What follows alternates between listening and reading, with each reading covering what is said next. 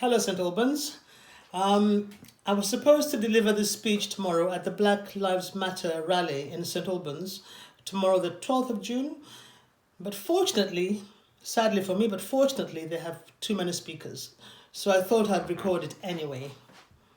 So, we may be many miles away from Minneapolis, but we're not many miles away from the issue. How we, black people, are valued in society. This is a long overdue conversation, a conversation that we do need to have, a conversation about showing support for black people, which is the reason I'm guessing you are at the rally tomorrow. But it's also about examining your assumptions about black people, and in particular, challenging the assumptions of the people who can make the biggest difference, and there's so many of those kinds of people live in and around St. Albans. First of all, look at unemployment, or rather underemployment, of black people. Putting it simply, you just don't employ us. Look around your companies, education centres, offices, especially in the private sector. We have underemployed graduates, we have trained people, we have trainee and apprenticeship material people applying, but you don't even look at their CVs. They end up in low-paid, unskilled jobs and then stay economically disadvantaged. I am not suggesting affirmative recruitment.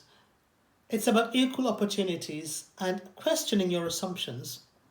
Look too at the recruitment agencies that you use. Why don't you question the CVs sent from these agencies? Is it really credible that only a certain type of person applies through them? The public sector does not get away with it either. We don't all want to work for the public sector. Yes, of course, some do. Others work there because you at least employ us.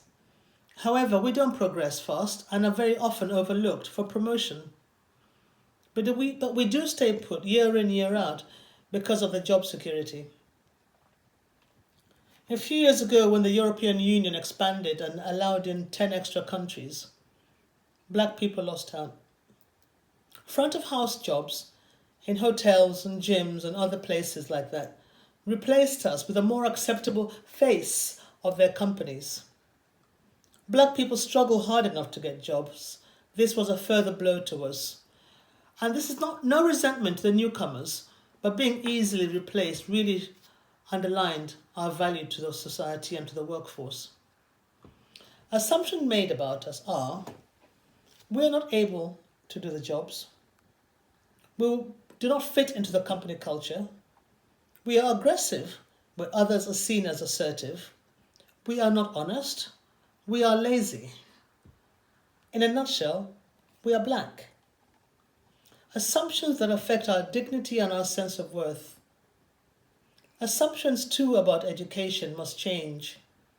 In St. Albans, how many black boys take A-levels in our state schools? The boys are there. They are there in vast numbers. They're clearly visible up to GCSE level. So it can't be possible that very few boys in this group are consistently not represented at the advanced level stage in state schools. If people in authority steer you and those like you in a certain direction, you're bound to believe that they, the experts, know what they're talking about. Why are educators giving up on our boys? Why, and so early? Too many are steered to C-grade exam papers. That's maximum they can ever get a C grade. Assumptions appear to have been made that black boys are not capable of achieving higher. Teach them, push them, show them you believe in them, and mean it. This is their future too. You are directing them in the wrong direction. Their classmates, future employers, are unconsciously getting the wrong idea too, the wrong message. Another assumption is that black boys need role models. No. Role models are celebrities, they're musicians, they're footballers, they're politicians. No. No one is asking white people to be role models for the young white boys in their communities. No, all our children black or white, need to see is that there are jobs out there that they can aspire to. It's as simple as that. Black children don't see black people in these roles because, as I said earlier, they aren't employed. They see themselves as unemployable. And they're also made to feel that academically they aren't able to anyway. There's also assumptions of capability. And a personal example here. A few years ago, while working in a post-college but education environment for young adults with learning disabilities, at the end of the day, the parents and carers would very often just overlook me for their daily feedback, even if it was clear that I had been the delegated person for their son or daughter that day. I was overqualified, but I enjoyed the job, and I felt my pride and dignity being eroded on a weekly basis. So I quit. And then there's visibility. In April this year, a local paper ran a front page to thank key workers for all their hard work and sacrifice. I don't know if any of you saw the paper, but there were 16 faces splashed across the front page, and not a single one of them was a black face. Now, we all know that in the M25 area, a significant percentage of hospital staff at all levels is made up of black people. And sadly too, a significant percentage of these have died of COVID-19.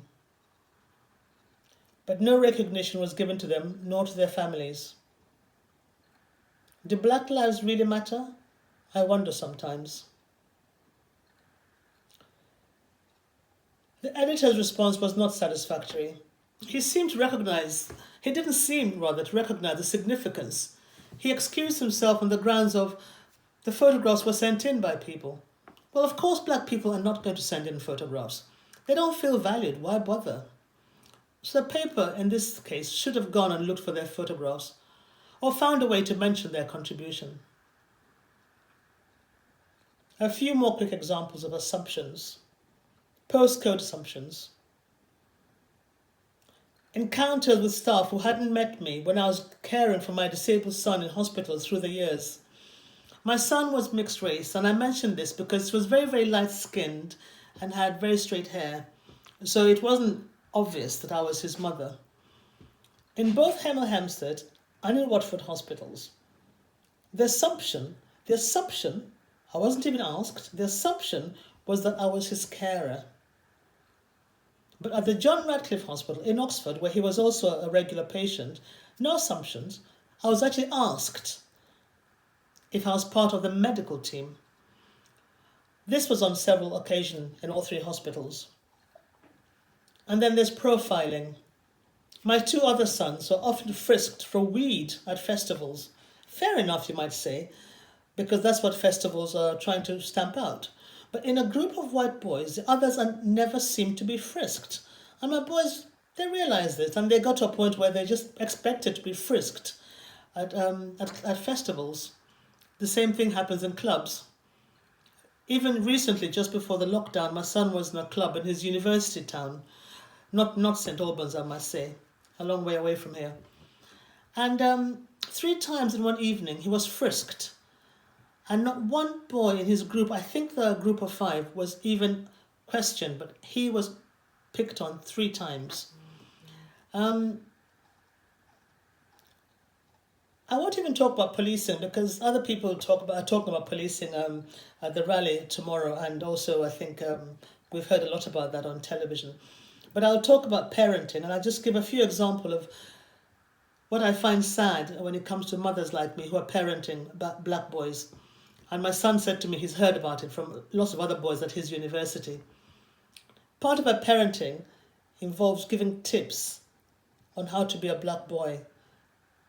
And that means when you go shopping, don't have your hands in your pocket because they'll assume you're shoplifting. Don't touch what you aren't going to buy. Again, they'll assume you're shoplifting. If a policeman stops you in town or in a park or in a pub, anywhere, don't answer back because all they're going to say is you're aggressive, lock you in a cell overnight to cool down. It's very sad that is actually part of the parenting of a black mother. If you really believe Black Lives Matter, then the change will have to start with those of you who can make a difference. The professionals, the educators, the hirers, the policymakers, the friends. The change has to start with you. I hope I have explained how the lack of action and assumptions have contributed to inequality hurt and how we are perceived society values us. Thank you very much.